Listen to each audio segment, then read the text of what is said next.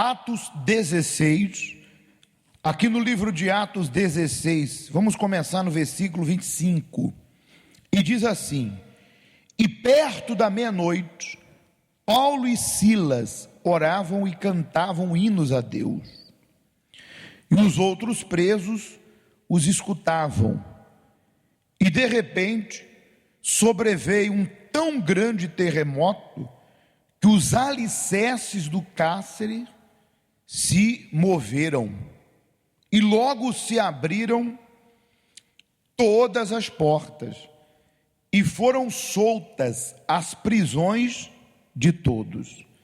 Veja que interessante aqui, né? Veja que no mundo de hoje, se alguém diz assim, em meio à dificuldade, porque a Bíblia diz que o homem natural não entende as coisas do Espírito, porque elas se discernem espiritualmente. Mas o homem espiritual, o homem sobrenatural, ele entende as coisas do Espírito.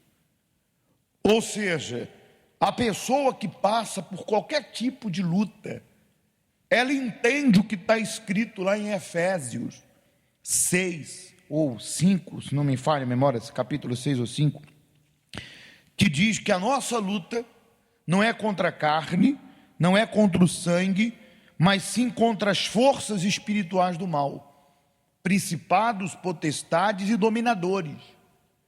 Então a pessoa que é espiritual, que tem a mente espiritual de Cristo, que tem a mente na palavra, ela entende, por trás desse problema existe um causador. Por trás dessa situação existe um causador. Então essa pessoa, por mais que ela esteja ocupada, por mais que ela tenha lutas, por mais que ela tenha problemas, ela tem o discernimento para entender que em meio àquele problema, em meio àquela dor, em meio àquela luta, ela precisa ir a quem? Ela precisa ir a Deus. Imagine os companheiros de prisão ouvindo eles orarem e cantarem. Certamente eles zombaram, dizendo: estão perdendo tempo. E você acha que quem está passando agora lá na porta, lá fora, e está vendo você aqui dentro, segunda-feira, 10 da manhã, você acha que essa pessoa está pensando que você está fazendo o que aqui? Perdeu o seu tempo. E que você é um desocupado da vida. E você não tem o que fazer. Porque se você tivesse o que fazer, não estaria na igreja, estaria trabalhando. Por quê? Porque eles não são espirituais, eles são carnais. E nem adianta querer explicar o espiritual para o carnal, é perda de tempo. Então Paulo e Silas sabiam que aquela condição, aquela situação, não era apenas uma prisão, mas era uma investida do inferno. Contra quem? Contra o Evangelho, contra o reino de Deus. Então eles entenderam: olha, não adianta a gente ficar aqui chorando, lamentando, reclamando, culpando.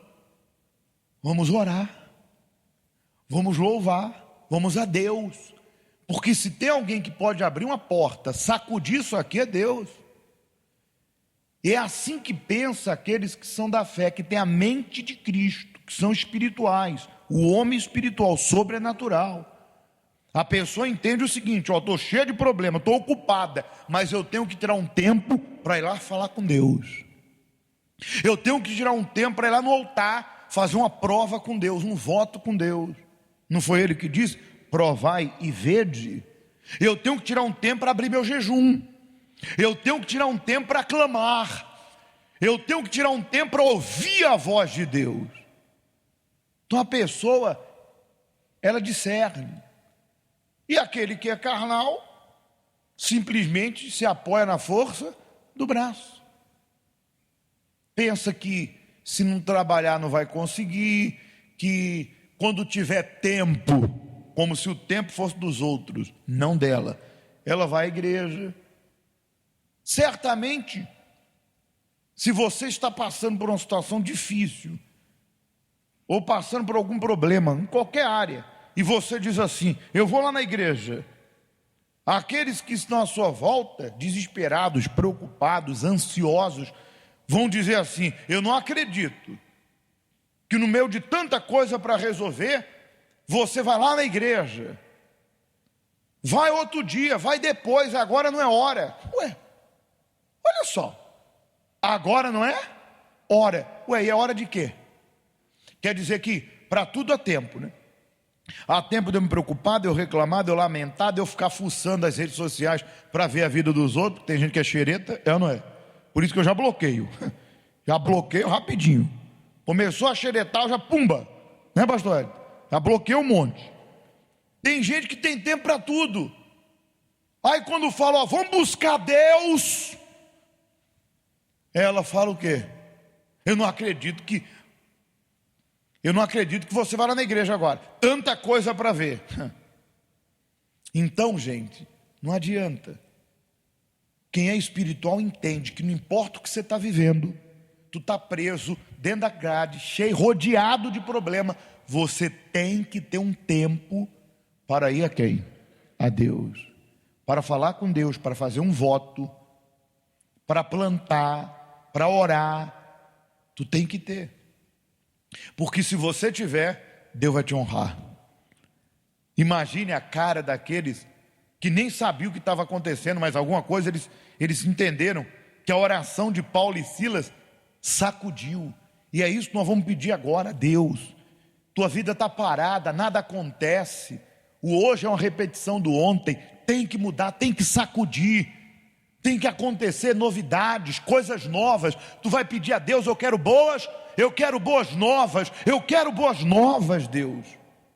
E as boas novas vieram de uma maneira sobrenatural. O nosso Deus é o Deus do sobrenatural. Eu não sei o que Ele vai fazer, mas Ele vai sacudir, Ele vai abalar, e coisas grandes vão acontecer na tua vida. E nós vamos pedir isso agora, levantando a Deus essa palavra de Paulo e Silas. Vamos determinar que nesses poucos dias que faltam para terminar o mês, como eu costumo dizer, o melhor vinho veio no final da festa. O melhor está por vir, em nome de Jesus.